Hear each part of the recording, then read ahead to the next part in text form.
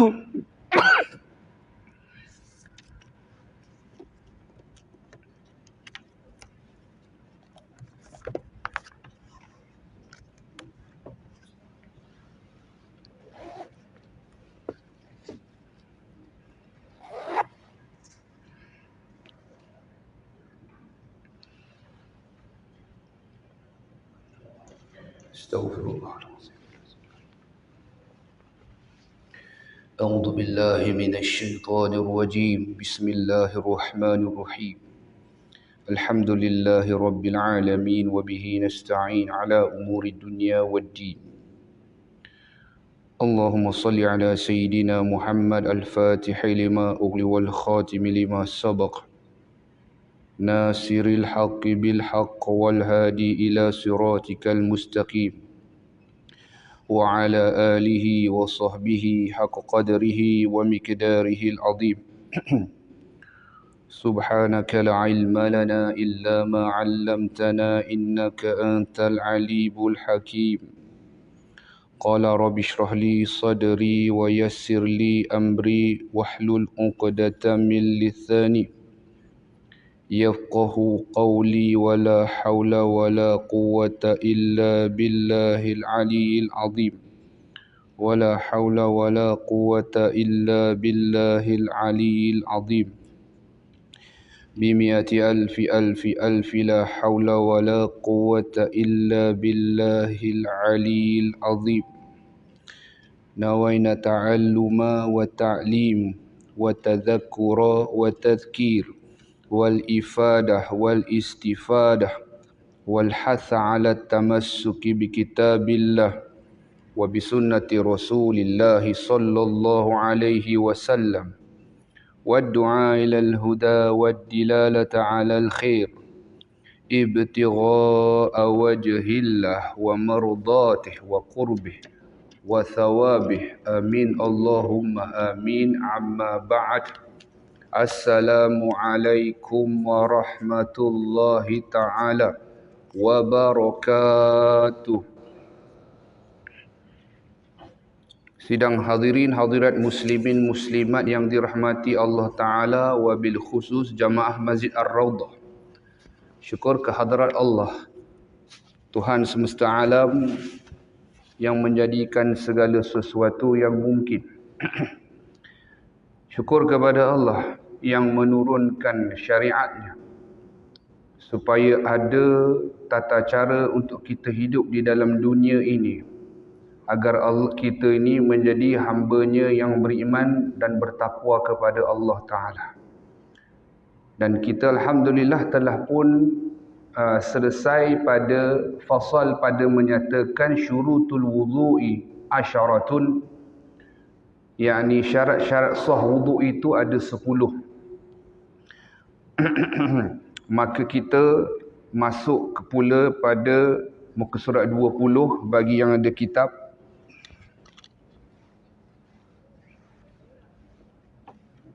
Iaitu faslun fi nawaqidil wudu'. Fasal pada menyatakan perkara yang membatalkan wuduk. Jadi terjemahan kat sebelah tu dia tak tulis tu, dia tulis kat bawah tu. Jadi baiki terjemahan fasal pada menyatakan perkara yang membatalkan wuduk. Dekat bawah tu baru yang 4 perkara tu. Baiki terjemahan lah. Siapa ada pen boleh baiki, tak ada masalah. Ada pensil ke?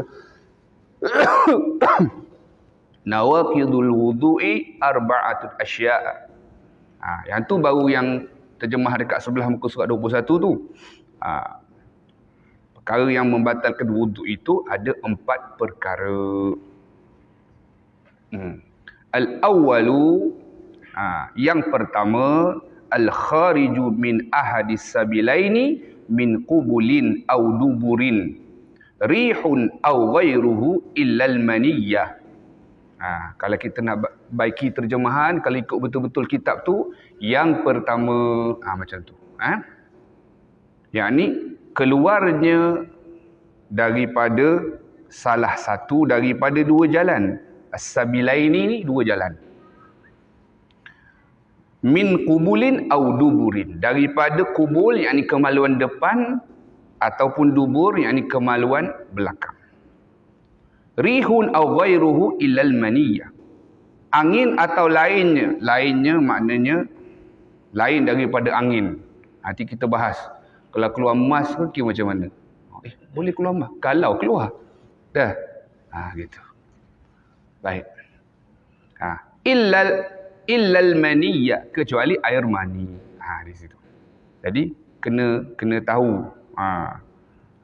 Sebab tu saya tak pasti kita dah bahas ke belum, ataupun dah pernah bagi tahu, rasanya pernah mungkin. Apa beza air mani, air mazi, air wadi, kena tahu. Yang kedua, as-tsani, yang kedua, boleh baiki terjemahanlah bagi ahli kitab. Zawalul aqli binaumin aw ghairihi illa nauma qa'idin mumakkinin maq'adatahu minal ardi. Yang kedua daripada empat lah, macam tu. Hilangnya akal dengan sebab tidur. Masya-Allah.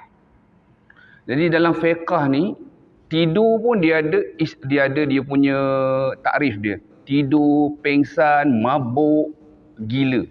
Ada terms dia, terma dia, istilah dia. Nanti kita masuklah satu-satu, insya-Allah. Ada beza. Ada beza. Lepas tu dia kata, dengan sebab tidur atau lainnya. Pada zimin by lainnya, lain daripada tidur.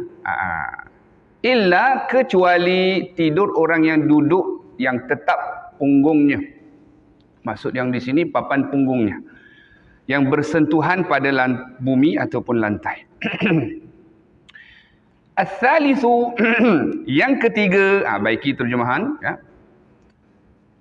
Al-ittiqa'u basharati rajulin wa imra'atin kabiraini ajnabiyaini min ghairi ha'il. Bertemu dua kulit perempuan dan bertemu dua kulit lelaki dan perempuan yang dewasa keduanya. Yang ajnabi bukan mahram. Mahram lain, muhrim lain. Muhrim orang yang berihram. Mahram ni orang yang haram dinikahi. Ada berapa Ustaz? 3 kategori. Yang pertama, nasab. Kedua, susuan. Ikut urutan dulu. Nasab, susuan. Itu semua sama. Haknya nasab, hak susuan sama. Yang ketiga, perkahwinan.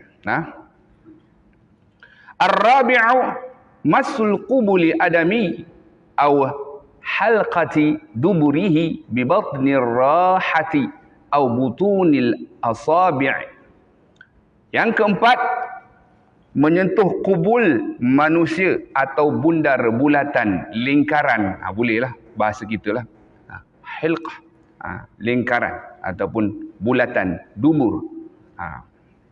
Sebelum kita masuk ni, sebab nampak ringkas je ni. Nampak je ringkas ni, 4 benda ni. Tapi perbincangan ni mau sampai tahun depan. Sebab bulan depan pun tahun depan juga. Kan? Memang mau sampai tahun depan lah, mesti insya-Allah. Hukum adat ni macam tu. Sebab kita akan beritahu satu-satu. Kenapa salah satu jalan. Kenapa dari kubul tu perak satu. Hilang akal tu kita akan bahas. Hilang akal tu dari sudut apa. Tidur apa. Mabuk apa. Gila apa. Apa lagi satu. Pengsan apa. Kalau tidur pula. Kalau Nabi, seorang Nabi tidur tu. Batal tak wuduk dia. Contoh. Pengsan seorang Nabi. Macam mana. Tapi gila tak mungkin berlaku pada seorang Nabi.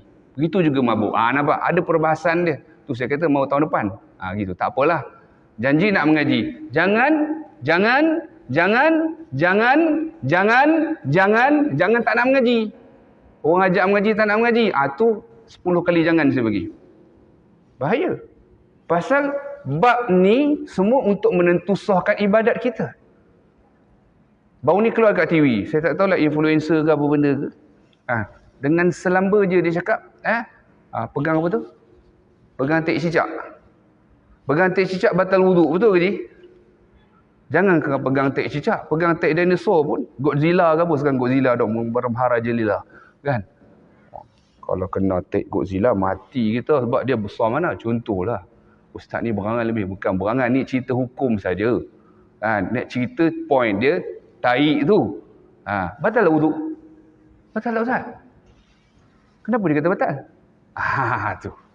Okey, kena faham. Dia tu fiqh tu begitu.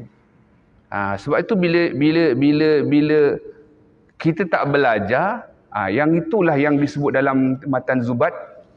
Allahumma salli ala sayyidina Muhammad. Wa kullu man bi ghairi ilmi ya'malu a'maluhu mardudatun la tuqbalu. Dalam muqaddimah matan Zubat Ibn Ruslan, kitab fiqh mazhab Syafi'i dia sebut wa kullu man bi ghairi ilmi ya'malu, dan tiap-tiap seseorang yang beramal tanpa ilmu, a'maluhu mardudatun la tuqbalu, amalannya tidak diterima dan ditolak oleh Allah. Kita tengok ada orang tu pakai jubah belah macam saya. Hari ni saya tak pakai sorban. Jubah belah, syal, sorban. Tiba-tiba ada bangkai semut dekat sorban dia ataupun dalam jubah dia. Apa macam mana semayang ni?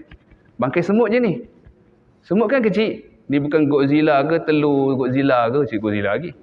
Tak sebut apa lagi, King Kong. King Kong beranak kan, takkan keluar telur kan, Godzilla wallahualam. Ada satu bangkai kecil. Kira macam mana? Menanggung najis tak?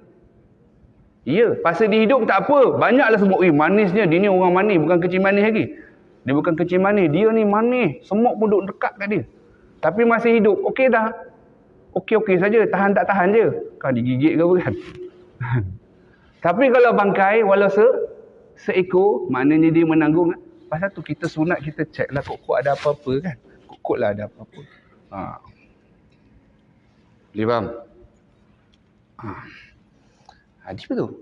Tiap-tiap orang beramal tanpa ilmu, amalannya tidak ditolak dan tak diterima. Rugi ke tak rugi? Ingat tak kisah yang kita pernah bagi tahu, ada suatu orang lelaki yang usia dia 80 tahun. Banyak kali dah kita sebut ni. Pasal rata-rata tuan-tuan belum 80 lagi. Kadang-kadang lah saya jumpa berapa ji? Yang best ni dia tanya, agak-agak umur saya berapa? Tu syok tu dengar tu. Pasal dia suruh kita teka. Itulah kalau teka salah pula kan. Dia macam mana kan? Saya pun sajalah cakap 60-an kot, 70-an. Pasal rupa dia memang cekang lagi, Masya Allah. Kan? Lepas tu dia cakap, umur saya dah 83 Ustaz. Oh, Masya Allah. Alhamdulillah. Saya cakap, 83 kalau panjang umur, mau 90 saya cakap. Jadi 30 tahun, setiap 30 tahun ikut kalender Masihi tambah setahun. Setiap 60 tahun ikut kalender Masihi, ikut kalender Masihi 60, ikut kalender Hijrah tambah 2 tahun. Kalau dia umur nanti haji 90, tambah 3 tahun lagi je. Oh, suka dia insya-Allah. Panjang umur je insya-Allah, panjang umur. Jadi orang ni usia 80 tahun, dalam kitab Al-Fawaid Al-Mukhtarah disebutkan orang yang tak pernah tinggal semayang sama sekali. Alhamdulillah, baguslah kan. Okeylah tu. Tapi tiap kali dia ambil wuduk, dia meninggalkan membasuh kepala. Tapi telinga dia tak tinggal pula. Sebab apa? Sebab tu antara ajaran-ajaran yang, minta maaf saya sebutlah, ajaran sesat ni macam-macam. Antara ajaran yang pada saya, orang ni mengajar kira ajaran sesat juga, dia ni meremehkan fardu ain. Kenapa disebut macam tu? Sebab contoh dalam wuduk ni, apa antara syarat sah wuduk? Cuba tengok kat belakang. Cuba tengok yang kita mengaji dulu. Kan takut lupa sebab ada 10. Saya tanya suruh tutup kan. Tutup tengok berapa. Bagi satu daripada syarat sah wuduk. Antaranya cuba tengok nombor 6 dan nombor 7. Tuan-tuan yang ada kitab boleh tengok. Nombor 6 apa? Mengetahui dengan segala fardu-fardunya wuduk. Kena tahu.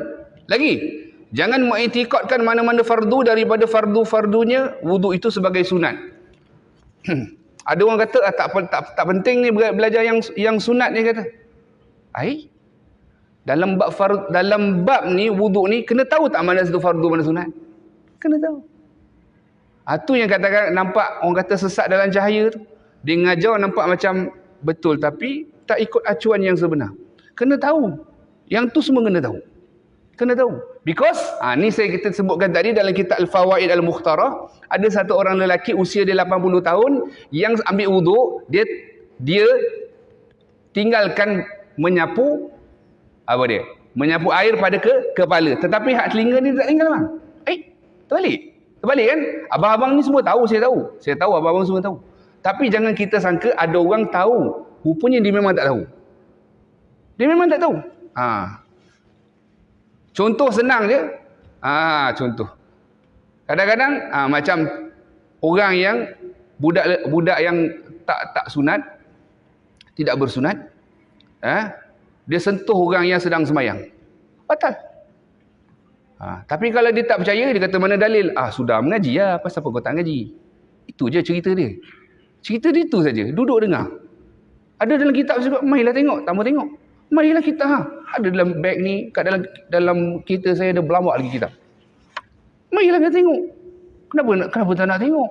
Ni kita nak tunjuk pasal, kena ingat wa kullu man bi ghairi ilmi a'maluhu mardudatun la tuqbalu. Tiap-tiap orang yang beramal tanpa ilmu Allah tak terima. Ditolak satu hal tak diterima sementara hal lagi. Kenapa? Penting kita mengaji. At least kita tahu macam ni. Macam mana solution dia ustaz? Orang yang tak sombong dia akan tanya solution. Macam mana solution dia? Okey, cuti sekolah nak dekat kan? Pergi bawa dia sunat. Satu. Tak boleh juga. Tak boleh nak kawal. Tak apa. Semayang kat belakang sikit. Buat saf dengan anak-anak dia, tak apa. Dia tetap dapat pahala jemaah. Niat ikut imam. Begitu. Ada solution. There's always a solution. Kalau kita jumpa doktor ke, engineer ke, arkitek ke, akan diberi solution. Agama sementara lagi. Itu saja. The most important thing is kita mengaji. And kita accept. Biasa tu biasa. Benda silap tu biasa. Yang paling penting kita betulkan. Because yang ni yang dinamakan ibadat. Semayang kita. Lepas tu kalau hak dia yang kena sentuh dengan yang kulub dia tidak dipotong lagi, dia sentuh pula kita. Berjangkit. Kena faham benda ni. Jadi nampak tak? Mengetahui dengan segala fardu-fardunya. Dia hak tadi, si lelaki tadi, yang 80 tahun tadi tu, solat dia macam mana? Tak diterima. Kenapa tak diterima? Wuduk dia tidak sah. Wuduk dia tak sah sebab apa tadi bang? Dia tak tahu mana yang fardu dan mana yang sunat. Apa yang dia buat? Dia buat yang fardu tapi dia tidak buat yang sunat. Furudul wudu'u sittatun. Betul tak? Fardu wuduk ada berapa? 6. Niat basuh muka, tangan hingga ke siku, menyapu kepala, kemudian kaki hingga ke bukula lali. Kemudian tertib. Kenapa tertib? Dalam mazhab Syafi'i dia ada tertib. Sebab Al-Quran sendiri suruh kita wuduk dengan tertib. Itu satu. Yang dua, Nabi sendiri SAW tidak pernah meninggalkan tertib. Nabi wuduk memang dengan tertib. Habis telinga ni sunat. Sunat tak payah buat ke? Sunat buat. Jangan jadi keh tadi. Keh tadi apa tadi? Keh tadi dia basuh telinga tapi tak basuh kepala, tak menyapu air pada kepala. Jangan sampai tak datang masjid, Jangan kita yang buat fitnah. Kalau kita tak tegur, kalau ustaz tak tegur, habis siapa nak tegur? Itu satu soalan juga. Kalau imam tak tegur, siapa nak tegur? Itu bukan nak marah. Kita pun ada anak kecil. Anak saya dulu dah sunat. Tapi saya tak bawa lagi. Saya setup perangai anak saya. Walaupun tak batal solat orang, takut dia ada seorang tu takut dia kacau. Gitu je. Ala kulli hal begitu. Ya. Baik. Kena mengajilah. Kena mengaji. Baik. Jadi batal wuduk ni ada 4. Nombor 1, keluar daripada 2 jalan, iaitu kubul, kemaluan depan, dan dubur, kemaluan belakang. Baik yang keluar itu angin ataupun benda yang lain, kecuali air mani. Baik. Boleh buat catatan keluar tu. Bagi yang catat lah. Bagi tak catat tak apa. Ingat dia cuba. Ataupun type dia senang. Apa-apa yang tuan-tuan boleh buat, janji boleh ingat. Bila sebut keluar sesuatu tu, catatan dia Ustaz, lain halnya dengan masuknya sesuatu. Gitu. Kan tadi kan keluar sesuatu. Catatan dia, lain halnya kalau masuk sesuatu. Contoh masuk sesuatu tu apa? Masuk ubat. Kalau budak-budak demam kan ada ubat buntut kan? Ubat buntut tu, kalau masuk sesuatu, tak batal. Keluar sesuatu, batal. Walaupun apa keluar sesuatu. Okey. Keluar sesuatu tu tadi kita sebut. Kalau masuk lain. Yang kedua, daripada kemaluan. Tu. Jadi keluar daripada kemaluan depan maupun belakang. Buat catatan. Lain halnya kalau keluar daripada mulut, hidung atau telinga. Kalau keluar daripada telinga sesuatu, batal wuduk? Tak batal. Tu. Keluar daripada telinga, keluar daripada hidung, keluar daripada mulut, tak batal. Jadi dia punya dhabit dia kemaluan. Sebelum tu keluarnya sesuatu. Sesuatu apa saja. Apa saja. Kalau dia makan apa ya? Apa-apa makanan lah. Dia keluar drumstick ayam macam tu. Dia makan drumstick ayam, keluar drumstick ayam. Pun sama. Apa saja keluar. Keluar emas pun tak apa. Ni emas berharga ni. Cuci dululah. Cuci dulu, boleh jual. Emas. Jangan tanya saya lah 99.9 ke ataupun apa. 196 ke. Jadi dia keluar apa saja, sesuatu batal. Daripada kemaluan. Bukan dari hidung, bukan dari mulut, bukan dari telinga. Yang ketiga, dhabit dia secara yakin. Catatan di situ bagi yang mencatat. Jadi kalau keluar sesuatu itu secara yakin. Kalau dia tak sure lah bang keluar ke tak. So apa dia punya ni? Wuduk dia tak batal. Saya bagi satu contoh, kentut lah. Kan biasanya entah ya ke tidak dah kentut tu. Kan? Entah ya ke tidak lah. Contohlah kan. Jadi kalau dia tak sure, tak batal. Nak lebih untuk lebih accurate lagi, lebih tepat, kita kena tahu 2 ciri kentut tu. Pertama, ada bau. Kentut pun ada ilmu dia. Ada ilmu. Pertama, ada bau. Yang kedua, atau bukan rasa. Kentut, satu. Ada bau. Yang kedua, ada bunyi. Minta maaf. Ada hujan Hujan. Masya Allah. Tabarakallah. Masya Allah. Baik. Sama ada bau ataupun ada bunyi. Tu. Ni secara ghalib lah, secara kebiasaan lah. Secara adat kebiasaan. Jangan tanya saya, Ustaz kalau orang tu kentut berperfume macam mana? Kan. Contohlah. Secara kebiasaan kan busuk baunya. Secara ghalibnya, apa dia? Bau, busuk. Ataupun bunyi. Gitu contoh. Kalau tak ada salah satu, tak dikira. Apa dia bang? Tak dikira. Sebab ada kalanya syaitan ni, dia akan main-main, minta maaf sebut dia main dekat lingkaran tubuh tu seolah-olah macam rasa macam kentut lah. Tetapi tidak. Jadi nak to make sure apa dia?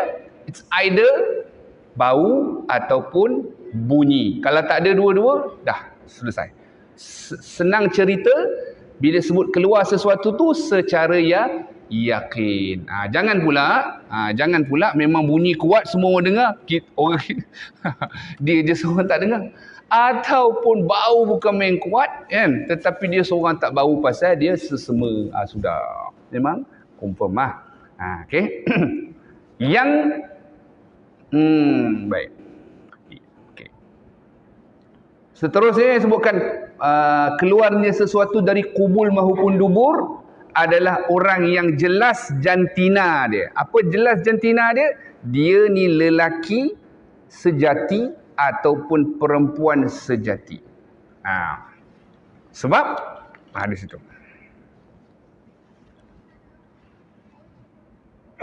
Sebab kalau khunsa, buat catatan sikit, kalau khunsa ada dua alat kelamin. Ini bukan yang orang tahu kata darai-darai ni semua, tidak. Bapuk-bapuk ni bukan tu. Dia memang ada dua alat kelamin. Memang ada. Bukan dia bedah plastik pula. Dia buat potong apa semua, tak. Dia memang ada dua alat kelamin. Jadi kalau dia ada dua alat kelamin, kalau salah satu dia keluar daripada alat kelaminnya, tidak batal wuduk dia. Dia kena dua-dua. Di situ. Tapi biasanya ada yang menyebutkan kalau keluar, memang keluar dua-dua lah pada dua-dua tempat. Ini orang yang khunsa. Jadi kesimpulannya, bila sebut keluar sesuatu daripada kubul maupun dubur, kena ada 4 syarat dia. Syarat yang pertama apa tadi? Ustaz? Keluarnya sesuatu, bukan masuknya sesuatu. Okey. Nombor 2, dari kemaluan, bukan dari telinga, bukan dari hidung, bukan dari mulut. Itu satu. Nombor 3, secara yakin. Kalau dia tak sure, ya ke tak, ya tak. Nak bagi sure, minta maaf sebutlah. Sama ada dia pegang kemaluan dia ataupun dia pergi buang air kecil, buang air besar. Confirm. Ataupun orang suka main gurau-gurau dengan isteri, sentuh. Isterinya ada wuduk atau suami dia ada wuduk, abang, pastilah batal tu. Sebab itu aurat ni, aurat antara lelaki dengan perempuan, kan, hatta kita dengan bapa kita pun kita ada aurat. Kita dengan mak kita pun kita ada aurat. Kita dengan adik-beradik kita pun ada aurat. Cuma kena fahamlah bab aurat ni. Kita kan mengaji fiqh, antara pusat dengan lutut, betul tak? Takkan dengan mak kita dengan pusat. Kalau lelaki, takkan pusat dengan lutut je. Mak ni pun pusat dengan lutut je. Apa dalam fiqh sebut?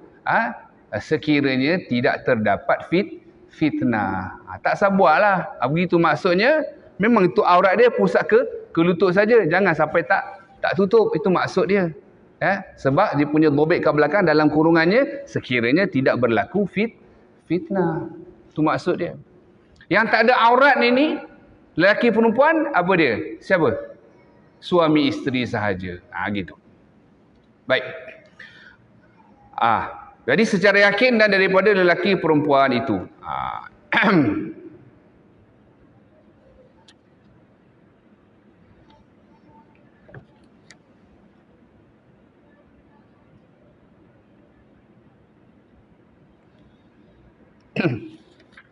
Jadi disebutkan dalam kitab kita illal mani, kecuali mani. Kenapa kecuali mani itu? Sebab bila keluar mani, ya, wajib mandi. Benda tu hak lebih besar lagi. Cuma ada kalanya bila keluar mani itu yang wajib dia mandi tapi tak batal wuduk. Macam mana Ustaz? Dia tak boleh batal wuduk. Soalan tauliah tu kena je. Jadi boleh jadi dia keluar mani, wajib mandi. Wajib mandi tu pastilah, pasti. Tapi tak batalkan wuduk. Bila mana? Bila dia keluar mani dalam posisi dia, dalam keadaan dia keluar mani itu dalam keadaan posisi yang tak membatalkan wuduk. Contoh dia sedang duduk. Dia tengah duduk, tiba-tiba terkeluar mani. Wuduk dia ada tak? Contoh kita ni lah. Kan? Kita yang sedang ada wuduk. Tak adalah kita minta jadi itu jenuh nak mandi Ustaz. Dia kata nak balik. Hujan dan lebat ni kata. Kira macam mana Ustaz? Jadi, ni cerita hukum bukan cerita lucu je, tak, hukum.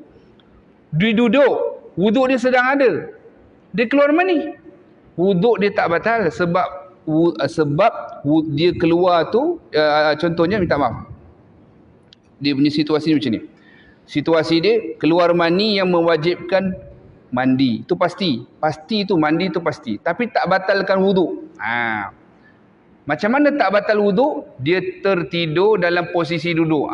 Kokoklah ada abang-abang tertidur, mimpi. Munasabah lah ni, kan? Tidur boleh jadi mimpi, kan? Mimpi sejuk-sejuk pula ni, aircon lagi, kan? Kilat sabun menyambung tak sedar dah, mimpi. Sekali dia mimpi keluar mani. Jadi mandi tu pasti tapi tak membatalkan wuduk dia. Ya. Sila. Boleh.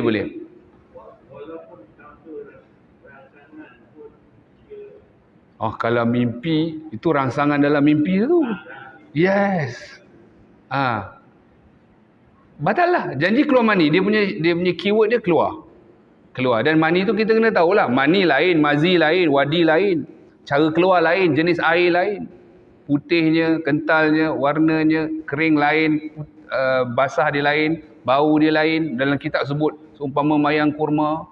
Seperti kalau kering, dia macam putih telur. Dia sebut benda tu disebut. Dia sebut bukan tabu. Benda ni sebut bukan tabu. Benda bukan orang kata bila sebut tu macam seronok-seronok sebut. Tak, kita kena tahu. Kena tahu bukan seronok-seronok. Kena tahu untuk hukum. Kalau keluar macam ni, kena mandi. Kalau tak keluar macam ni, keluar air mazi, cuci saja sebab dia najis. Begitu. Tak payah mandi. Wuduk aja. Begitu. Penyakit apa? Salisul mani. Salisul baul. Maksud dia? Ada penyakit salisul mani. Ada disebut dalam kitab. Disebut orang dia selalu keluar. Begitu. Jadi memang ada situasi itu. Memang ada situasi itu. Salisul salisul baul, salisul rih, salisul mani. Memang ada. Jadi dia kenalah kalau nak semayang tu dan sebagainya. Sebab kalau semayang dia kena suci daripada dua hadas, sama ada hadas kecil maupun hadas besar. Begitu. Dia kena dalam keadaan suci lah. Gitu. Jadi maksud yang dimaksudkan itu ataupun mani yang dimaksudkan itu yang mewajibkan dia mandi ada dua. Antaranya adalah air mani dirinya sendiri. Dirinya sendiri. Ya.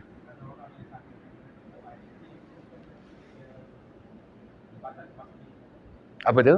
Dia kena okey. Orang yang pakai tube tu kan. Dia pakai tube tu, dia niat dia tadi, niat tu macam istibahati solah yang pernah kita bincangkan. Niat nawaitu istibahati solah. Kerana dia sebenarnya kok macam mana pun dia sedang menanggung kencing najis lah yang dalam kantung dia tu. Ada niat nawaitu istibahati solah. Dia diperbolehkan. Dan dia kena semayang on time lah kalau boleh. On time. Lepas tu berwuduk. Kalau sekiranya kalau dia ada macam benda-benda lain. Contohnya ada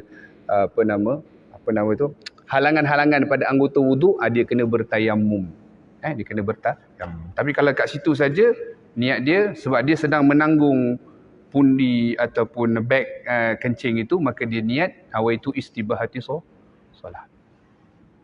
Kerana ada orang kan sakit macam tu kan, tapi tetap semayang. Yang tak wajib semayang satu golongan saja.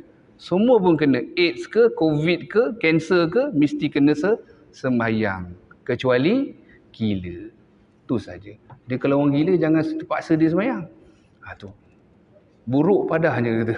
Nanti dia sekolahkan kita balik. Hang tak mengaji ke? Habis kita. Kena sound macam tu. Kan? Hak lain mesti kena. Hatta sampai apa dia? Hatta orang yang macam nampak dah koma dah tak boleh nak gerak. Mata pun tak hati last sekali. Sebab tu kita pernah sebut dalam kuliah-kuliah yang lepas.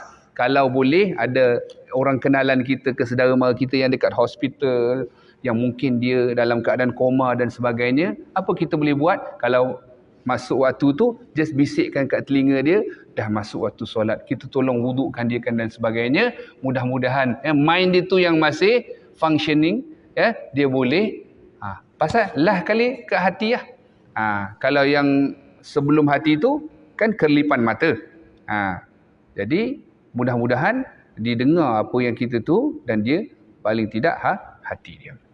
Baik. Jadi Allahumma salli ala Sayyidina Muhammad. Jadi yang keluar itu adalah hak diri dia lah. Hak diri lah yang dia kena mandi. Lain halnya kalau orang lain punya. Macam mana boleh jadi orang lain punya? Minta maaf dengan bahasanya, saya kena sebutkan benda ni hukum hakam. Hukum hakam. Jadi contohnya keluar air mani suami daripada isteri setelah dia mandi daripada hubungan badan. Tu. Jadi yang keluar tu bukan hak dia, minta maaf. Hak suami dia. Tapi dia dah mandi. Dia tu dah mandi. Kalau belum mandi tu cerita lain. Tapi kalau dia dah mandi, ternyata yang keluar tu balik, bukan dia punya, suami dia punya. Jadi tak wajib bagi si isteri untuk mandi kedua kalinya. Sebab tu dia punya syarat, air mani yang mewajibkan dia mandi tu sekiranya apa dia? Sekiranya milik dia sendiri. Di situ. Jadi Allahumma salli ala Sayyidina Muhammad, ada beberapa perkara ataupun masail. Masail ni masalah fiqh yang terjadi pada satu orang apabila dia keluar dia keluar air mani tapi dia sedang dalam keadaan wuduk. Contohlah kita ni lah. Kita planet lain lah, planet Pluto lah. Sedangkan kita kan jadi pula susah. Jadi orang ni dia dalam wuduk. Dia kat belah sana lah. Ar-Radah kat planet lain lah. Macam tu. Dia sedang keadaan wuduk. Kemudian keluar mani. Gitu. Jadi apa permasalahan dia? Antaranya sekiranya dia dah mandi hadas, tak wajib bagi dia wuduk. Gitu. Kalau dia dalam keadaan sebelum tu dia berwuduk. Lagi satu contohnya dia ni sedang berhadas besar lah kan, tapi sebelum tu dia wuduk, sebelum tu dia ada wuduk. Kemudian dia bersumpah diri dia, aku ni berwuduk. Kan kalau dia sumpah ni kan boleh kena kafarah. Tapi dia ni dikira sebelum dia hadas besar tu dia berwuduk, dia tak wajib keluar kafarah jika dia bersumpah bahawa dirinya dalam keadaan berwuduk. Begitu. Syarat ni tak adilah. Dia memang sedia ada macam kita sekarang ni kan, insya-Allah ada wuduk kan. Kira-kiranya berlaku, kemudian dia bersumpah diri dia keadaan wuduk, dia tak wajib kena kafarah. Tu yang kedua. Yang ketiga disebut jikalah ramai-ramai ni kan, kita ramai-ramai. Ni planet Mushtari pula lah contoh. Di planet lain. Ramai-ramai. Tiba-tiba ada satu orang announce. Dia kata, siapa yang dalam keadaan wuduk, dia berhak dapat hadiah. Tapi dia dah keluar mani dah. Kan tadi kita sebut kan? Tapi sebelum dia keluar mani tu dia ada wuduk. Saya ulang situasi dia begini. Tiba-tiba ada announcement. Pengumuman. Siapa yang ada wuduk, dia berhak dapat hadiah ni. Tapi dia ni dah berhadas besar. Wajib mandi. Tapi sebelum dia berhadas tu, dia ada wuduk. Jadi orang ni, kalau dia kata, saya ada wuduk, dia berhak dapat hadiah tu. Sebab dia dikira memiliki wuduk. Tak tahulah hadiah apa. Kalau gula-gula sebiji, orang kata tak heran kot. Kan? Tapi kalau, Masya Allah kan, hadiah motor ke kan. Macam dulu ada satu peraduan, saya menang motor. Syok dia. Iklan banyak kali, iklan motor. Sekarang tak ada dah, mana ada. Kan. Itu antara lain. Masya Allah, tabarakallah. Adalah ulama menyebutkan. Tapi mandi tetap mandi tak? Mesti mandi. Jangan kata, wuduk tak ya, mandi. Mandi tak. Tak, mandi wajib. Tadi macam tadi Haji tanya tadi, baru kita nak sebut ni. Tak apalah. Advance tu soalan tu, baru kita sebut ni. Jadi dia ada perkara yang bila air mani tu keluar, tak batalkan wuduk, tapi wajib mandi. Mandi tu pasti. Nombor satu. Bila dia keluar, mani tu dengan cara memandang. Tak ada pegang, tak ada apa, dia pandang. Tapi keluar. Pandang je keluar. Wajib mandi tu pasti. Tapi tak batalkan wuduk kalau dia ada. Nombor dua, kalau dia keluar dengan cara berfikir. Khayal. Jadi, mandi tu wajib. Wuduk tak batal.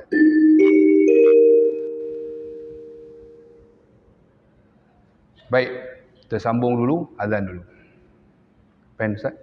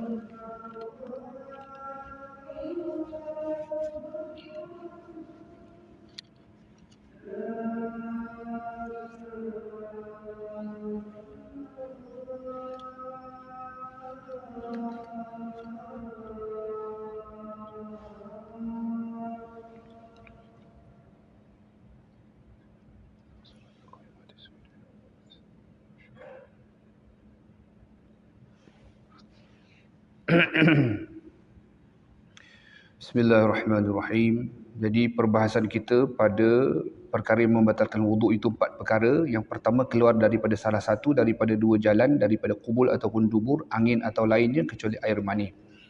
Jadi permasalahan yang sedang kita bahaskan sebelum azan tadi adalah perkara yang keluarnya mani yang wajib mandi tapi tak batalkan wuduk. Contoh, keluarnya mani dengan cara memandang. Keluar mani.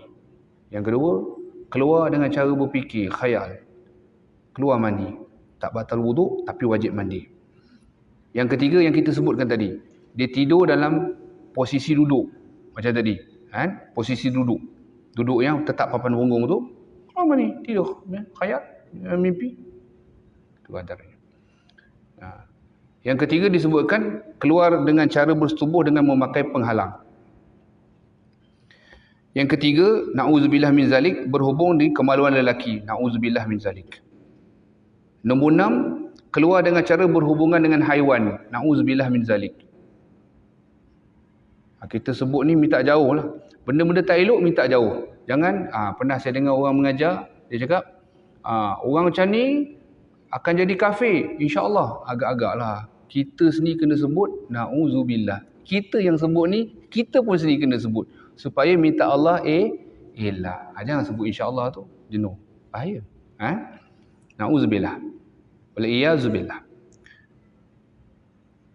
Yang ketujuh, jika keluar dengan cara berhubungan dengan perempuan yang belum baligh. Dan yang ketiga, jika keluar dengan cara berhubungan dengan perempuan yang mahram. Na'udzubillah min zalik. Kita minta jauh ya. Semua-semua yang dilarang oleh Allah Ta'ala tu. Cuma kita sebut ni sebab apa? Sebab permasalahan tak batal wuduk tapi wajib itu saja. Jadi kita tahu bab-bab ni untuk kita do's and don'ts dalam agama. Kita hak mana boleh, kita yang boleh, yang tak boleh tak itu saja. Bukan kita tahu fiqh ni kita jadi ahli dalam agama kita nak hukum orang, tak. Macam tadi saya sebutkan tadi. Saya pun ada anak, saya tahu.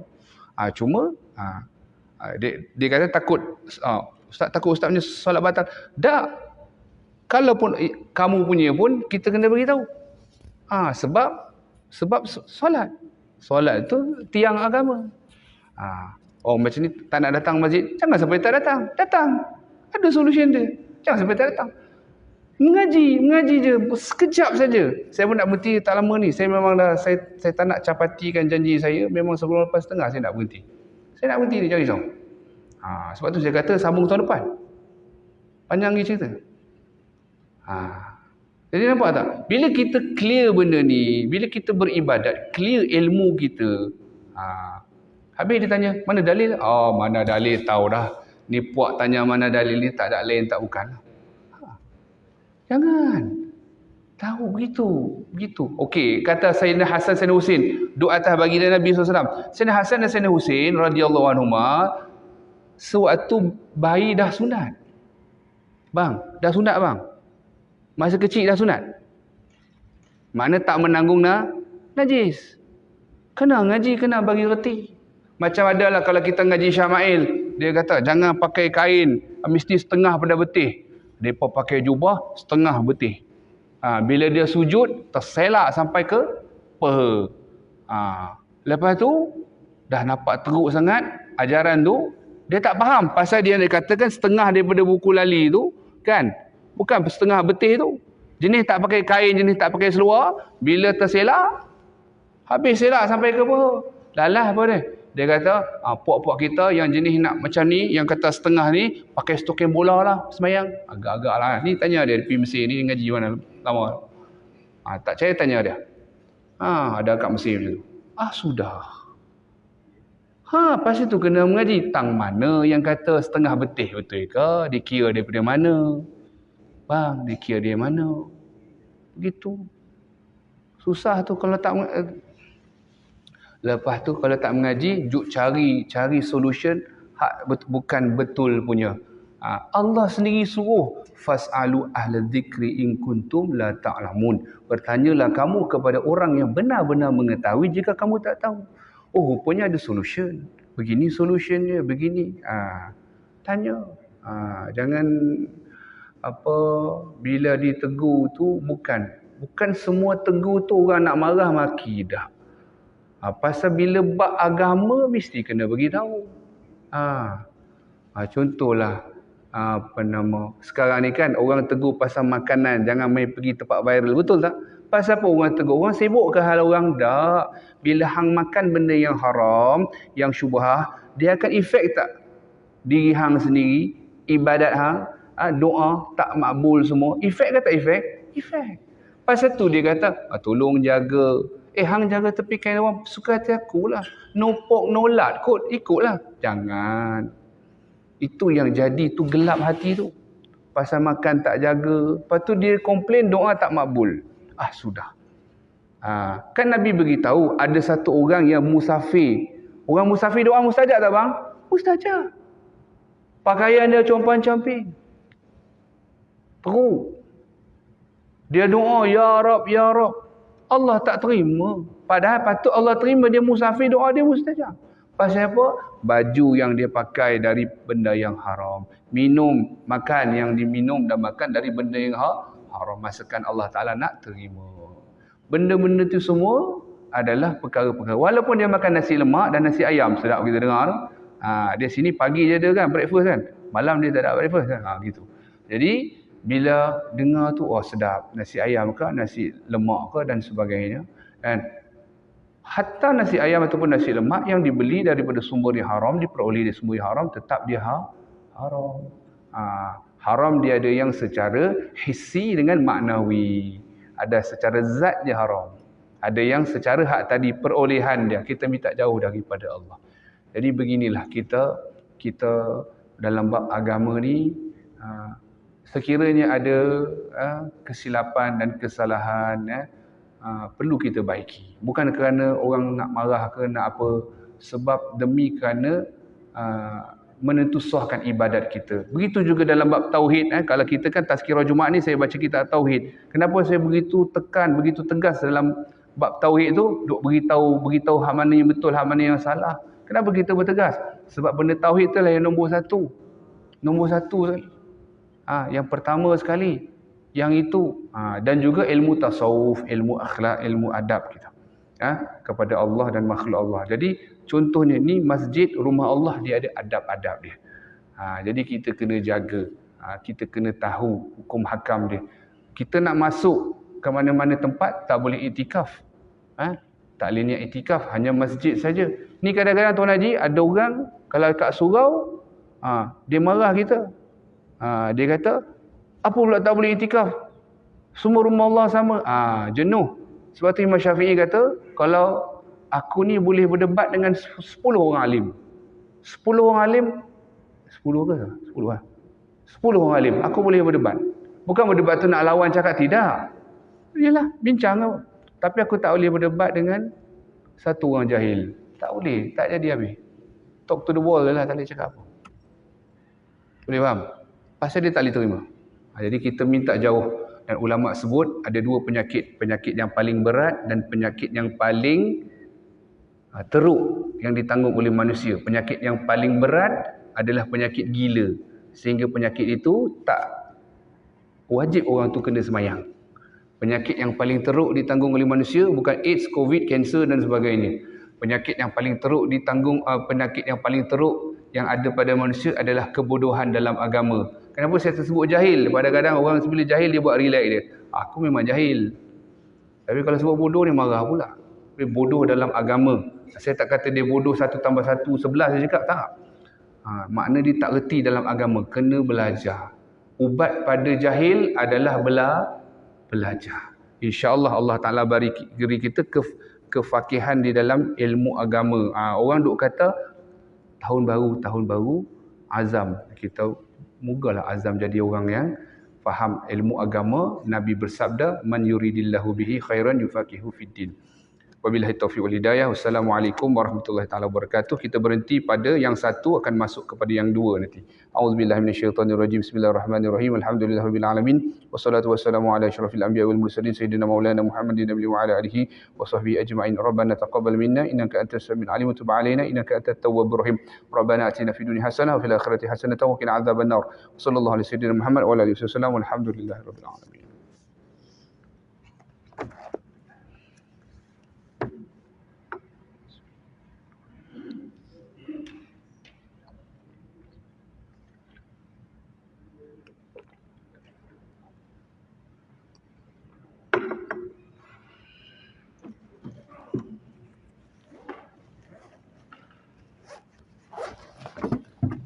Ya Karim. Kash, tutup ya.